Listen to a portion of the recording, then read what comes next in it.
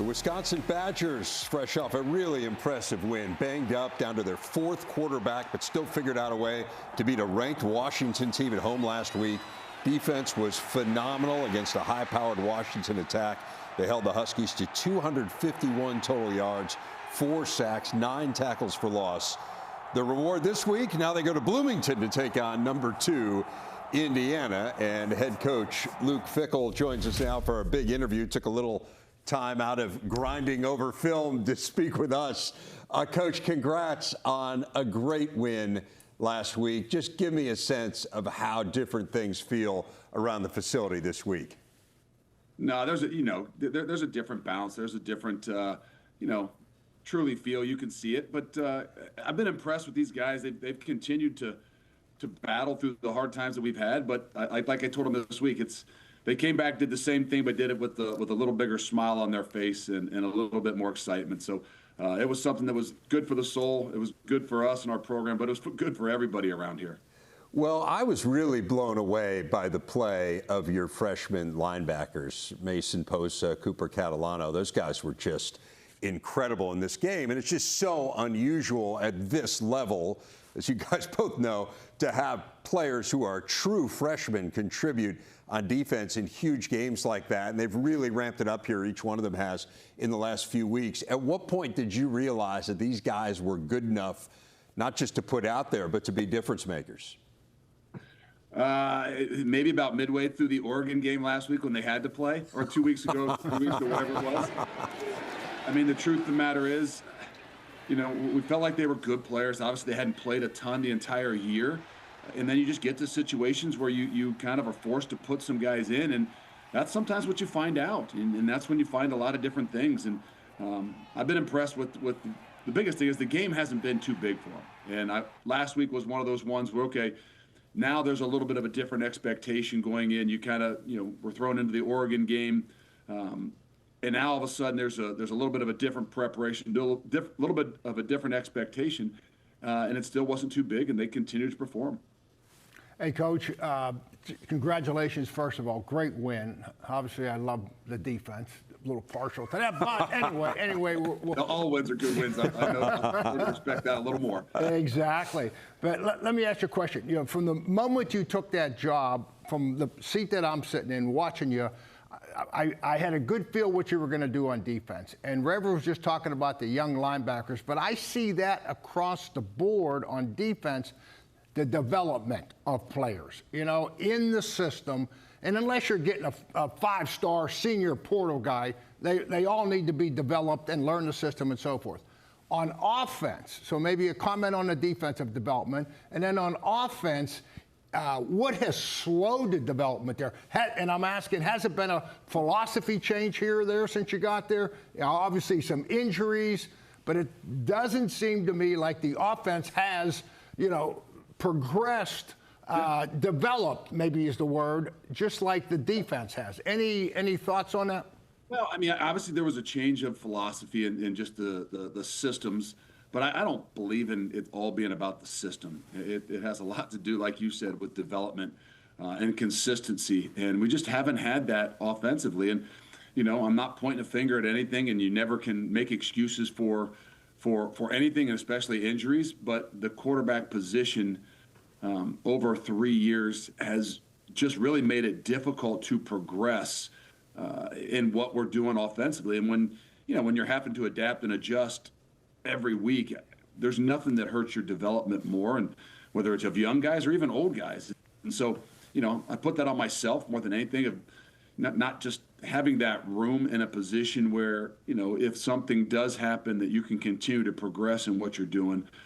So I think that there's, obviously there's some, difference in philosophies of going from maybe an air raid system into what we are now. But I think it's more about truly just having some consistency, the quarterback position in particular, so that you can see your guys grow in every way, whether that's on the field or off the field. Yeah, staying with the theme of development, I remember when I was at Pitt, we would expand our recruiting a little bit into the Big Ten, and it was kind of always the reputation that we'd be talking about kids, and there was a big offensive or defensive lineman from the state of Wisconsin right away, the guys would say, well, he's going to Wisconsin. Forget about it. Has the number of recruits maybe in state, or with all the portal and the craziness that's gone on in the last few years, has it changed in state for you from the standpoint of maybe numbers or emphasis or whatever? Well, it's not an emphasis. Obviously, anybody that knows, you go into any place and you got to recruit your home state.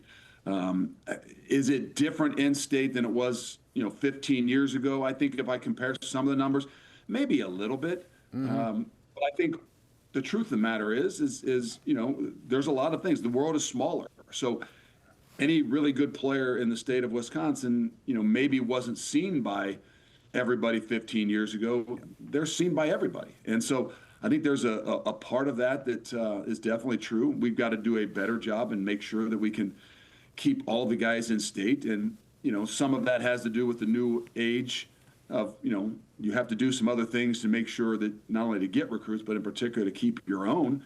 And then I don't want to dive into this, Coach, but there is a little bit of this piece of the traditional ways of building. It's still about development. I don't care whether you're a 5-star or not, but it's making it a lot more difficult to take even some of your, underdeveloped kids and think that you got 2 or 3 years to develop them in the system and just how this league is. Like, it's really, I know we talked about 2 freshmen playing for us, and there's a lot of others, but it's really difficult to think that you're going to be successful with really young guys and really young developmental guys in this league, because it's changed a lot in just the last 3 years. Yeah, speaking of players and development, I'm going to tell you a little story. When I was at Pitt and I was recruiting Aaron Donald, 5'11", 250, I said, God, I don't know, is he big enough? This and that. And my assistant coach told me he's a state heavyweight champion wrestler. I see where you're going. I said, if he's a wrestler, he is a tough guy. Well, now I got a grandson, Coach, okay? And here's what I'm getting. Now I got a grandson. It's a 9th grader here, and he's out for wrestling. And I said, wrestlers, and he plays football. I says, if you wrestle, you'll be known as a tough guy. Now I can use you and your wrestling. I won't have to say Aaron Donald. I'm going to say Coach Fickell. Never lost you. Was a state champ. So I start reading up on you this morning on your wrestling career. Unbelievable. And when you are recruiting now, here's the question, and you get into recruiting a football player that's a wrestler, does it give you a little different opinion of this kid? Yes, and yes. There's no doubt. We talked about Mason Post. I don't know if you know, he was a 4-time state wrestling champ. His dad wrestled at Oklahoma. There was a great connection there. One of our defensive linemen was the #1 heavyweight in the country 2 years ago, and was a 4-time state champion as well. A couple other D linemen we've got are state champions as well. Does it mean something to me? Yeah. And what it is we're trying to continue to build, there's no doubt. And I can remember your story of Aaron Donald. I remember I went and recruited him out of Penn Hills. And I said the same things, right? He's 5'10", this, that, and the other thing. And the truth of the matter is, I wish I'd have known a little more that he was going to be a state champion wrestler, and probably would have fought a heck of a lot harder. But I think all in all, what you're looking for those guys, this is still a really tough sport. And there's a developmental piece no matter what. And I've always loved those guys that have had to do something that's one-on-one, that's incredibly combative, and whether they're really good or they're just okay, to continue to do those things, man. This is what this game is all about. And if we can find more of them, I know that that's the first thing that gets brought up in the recruiting meetings when they're trying to get me, hey, to talk about a kid. And as they go down their recruits, they love to bring up, and he's a wrestler, because they know that'll spark my interest in it a little bit more. Hey, Coach, you could use some wrestlers this week, or a few more wrestlers against Indiana. I was dead serious. You were grinding over the film when we brought up the Zoom, and then he turned around to talk to us. I know we're limited on time, but what stands out to you when you see Indiana, when you turn on the film and watch the Hoosiers? They're as consistent as any football team. They're a really, really well-coached football team, offense, defense, and special teams. Sometimes you can get drawn away by, the quarterback is so good and he's so talented and he's playing so well. Yeah, but it starts with their ability to run the football. It starts with their ability to be physical up front. I think defensively, they tackle really well. They leverage the ball really well. And I think offensively, they've created havoc with people by making people miss in space and wearing people down. I just, to be honest, there's no like spot or weakness that you'd say, hey, this is something you got to try to take advantage of. And that's a credit to them and to coach. Well, I know it's a bit personal for you against the Hoosiers this week because your daughter, Luca, plays volleyball for them. Is there friendly banter at all in the household? Do you have to remind her who it is who pays for her food and clothing this week? Like, how does that work? Well, she's not in the household now, so she's actually obviously there on campus.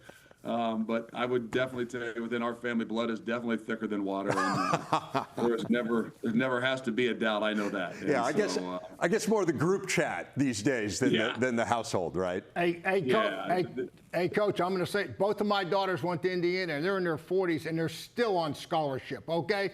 So it's not going to change for you. Well, wait, I got 5 boys and 1 girl, and there'll be only one of them that's always going to be on scholarship, I can tell you that. Luke Fickell, really appreciate it. Best of luck this week. Again, congrats on the win last week, and we appreciate you taking a few minutes to talk to us. Thanks, guys. Appreciate it.